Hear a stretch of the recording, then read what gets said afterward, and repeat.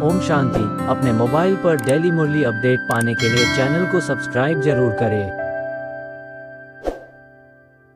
ओम शांति। आज 23 मई 2023 की साकार मुरली। आज की मधुर मुरली के सार में मीठे मीठे बाप दादा ने कहा, मीठे बच्चे, माता पिता को पूरा फॉलो कर सपूत बनो। याद और श्रीमत के आधार पर ही बाप के तख्त नशीन बनेंगे। प्रश्न, किस पुरुषार्थ से सेकंड में जीवन मुक्ति प्राप्त हो सकती है? उत्तर, पुरुषार्थ करो, अंतकाल में एक बाप के सिवाय दूसरा कोई भी याद न आए। इसके लिए बुद्धि को गृहस्थ व्यवहार में रहते भी न्यारा रखो। सब कुछ भूलते जाओ, श्रीमत पर चलते रहो, किसी को भी कांटा नहीं लगाओ। हर कदम में माता पिता को फॉलो करो। कोई भी कमी है तो अविनाशी सर्जन को सच सच बतलाओ। गीत, नई उम्र की कलियां। ओम शांति। बच्चों को इस गीत का अर्थ समझाते हैं। यह जो महिमा करते हैं, इस देश में जन्मी थी सीता। यूं तो वास्तव में मेल और फीमेल सब सीताएं हैं, क्योंकि सब भक्तियां हैं। भक्ति करने वाले भगवान को याद करते हैं। यह सजनियां साजन को याद करती हैं। किस लिए? फूल बनने लिए। कहते भी है ना, कमल फूल समान रहना है। अब तुम जानते हो, हम आत्माओं का बाप परमात्मा है। उनसे स्वर्ग का वर्षा मिलना होता है, जिसको जीवन मुक्ति कहा जाता है। जीवन मुक्ति का वर्षा जरूर मिलेगा, सतयुग के लिए, कलयुग के लिए नहीं। नई दुनिया शुरू होती है, गोया नाटक नया शुरू हो जाता है। दुनिया पुरानी है तो नाटक भी पुराना हो जाता है। अब यह है पुरानी दुनिया। नई दुनिया में लक्ष्मी नारायण जैसे फूल थे।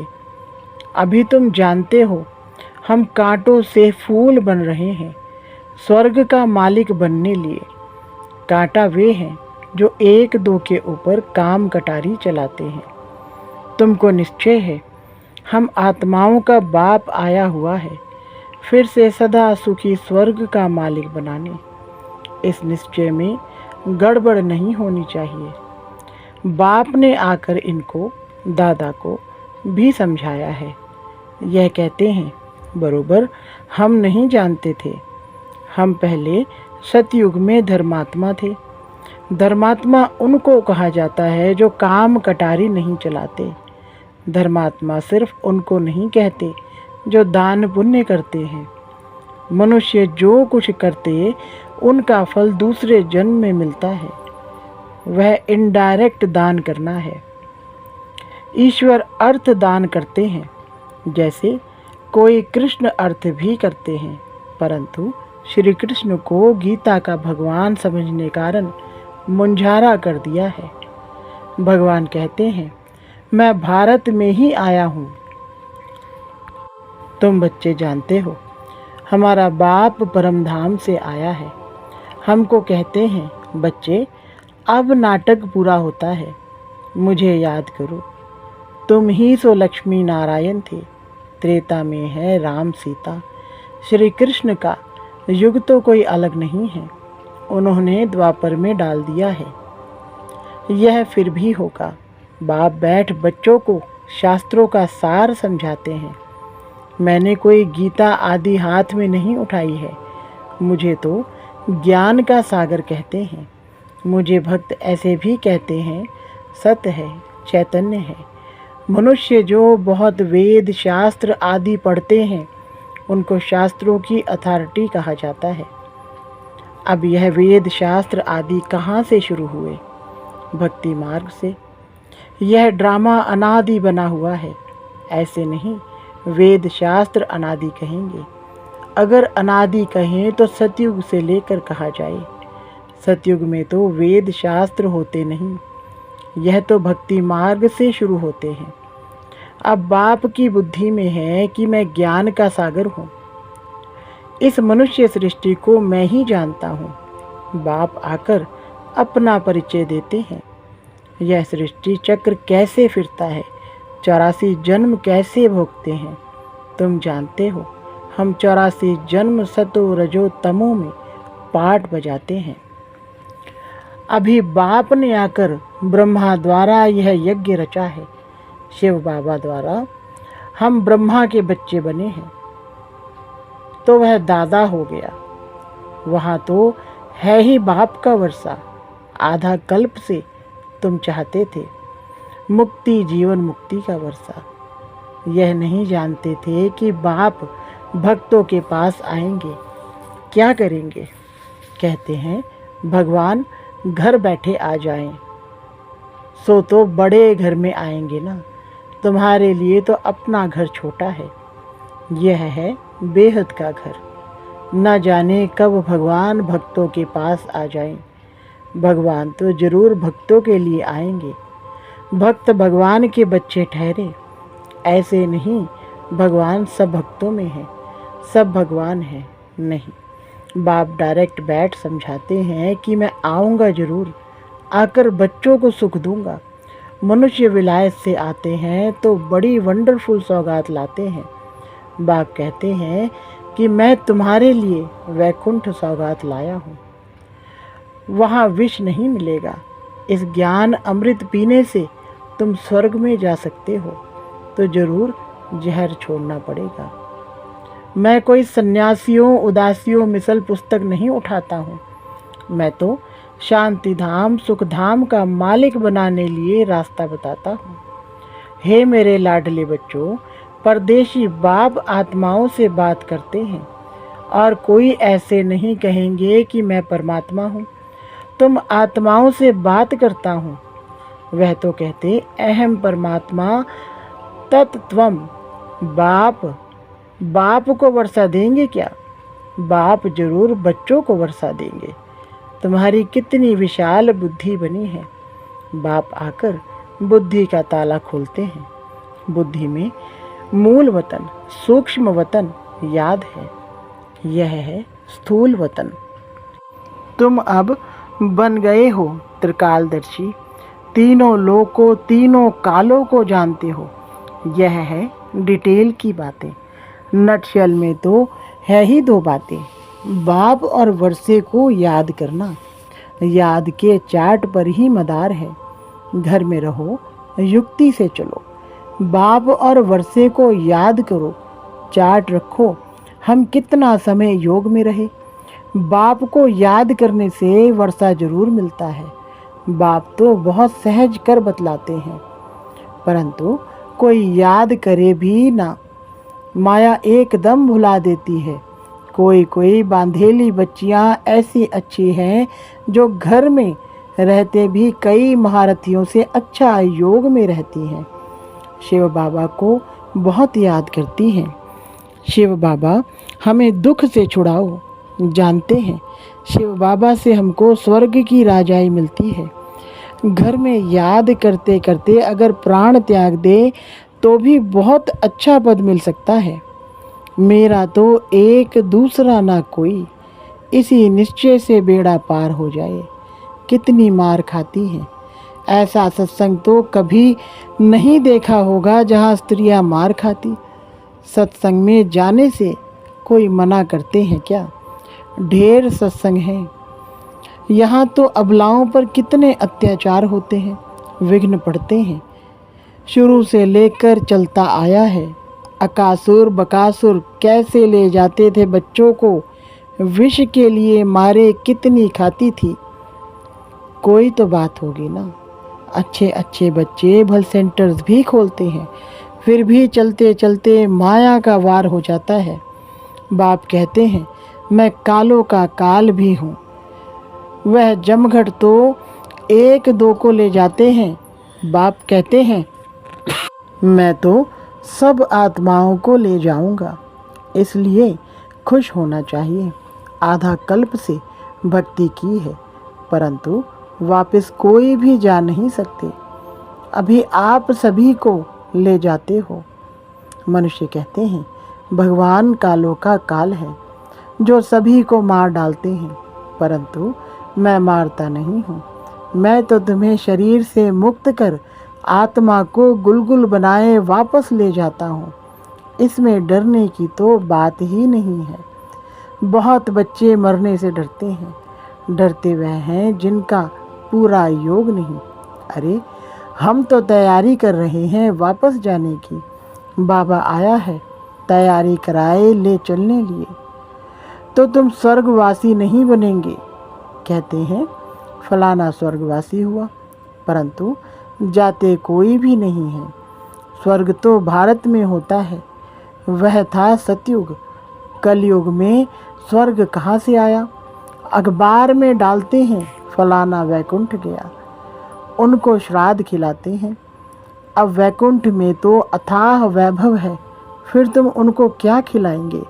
उनकी तो सदगति हो गई, तो फिर यहाँ का भोजन खिलाए पतित क्यों बनाते हो? अभी तुम बच्चे जानते हो, सच सच तुमको निर्वाण धाम जाने लिए बाबा शिक्षा देते हैं। खुशी से जाना चाहिए, पुराने कांटों से संबंध तोड़ना चाहिए। बाप कितना सहज कर बतलाते हैं, सिर्फ मुझे याद करो। इसमें तो बहुत खुशी होनी चाहिए। बाप कहते हैं अतीन्द्रिय सुख पूछना हो तो मेरे बच्चों से पूछो। अभी के पुरुषार्थ से 21 जन्मों की प्रारब्ध बनाते हैं। अब नहीं लिया तो खलास। रेस बड़ी भारी है, सबको पुरुषार्थ करना चाहिए। बाप कहते हैं बच्चे हमारे ऊपर जीत प्राप्त करो। बाबा मम्मा बाप दादा पिताश्री कहते हो ना, यह बाबा भी उनसे पढ़ रहा है ना। शिव बाबा पढ़ाते हैं यह ग्रस्त धंधे आदि वाला था ना। ऐसे ख्याल नहीं आना चाहिए। मैं पीछे आया हूँ इसलिए दौड़ी नहीं लगा सकता हूँ। माँ बाप कहते हैं सपूत बच्चा वह जो फॉलो करे। यह माँ बाप भी पुरुषार्थी है। पुरुषार्थ कराने वाला है माता पिता। तुम माता पिता, हम बालक तेरे। तो यह भी उनका बालक हुआ ना। यह भी गृहस्थी था, तुम भी गृहस्थी हो। है बड़ा सहज। इसमें भी कन्याओं का तो अहो सौभाग्य है। उनको झट बचा लेते हैं। 5 विकारों की सीढ़ी नहीं चढ़ना है। बाल ब्रह्मचारी भीष्म पितामह का मिसाल है ना। यह राजयोग है, तुम जानते हो। हम भविष्य राजाई पाने लिए पुरुषार्थ कर रहे हैं। मम्मा बाबा भी पुरुषार्थ कर ऊंचते ऊंच पद पाते हैं। कल पहले भी उन्होंने पाया था। कहते हैं लाडले बच्चे तुम हमारे तख्त का मालिक बनने लिए पुरुषार्थ करो। मम्मा बाबा कहते हो तो क्यों नहीं पुरुषार्थ करते हो? कोई तकलीफ हो तो बाबा को बताओ। इस कारण पुरुषार्थ कम चलता है। बाप है अविनाशी सर्जन।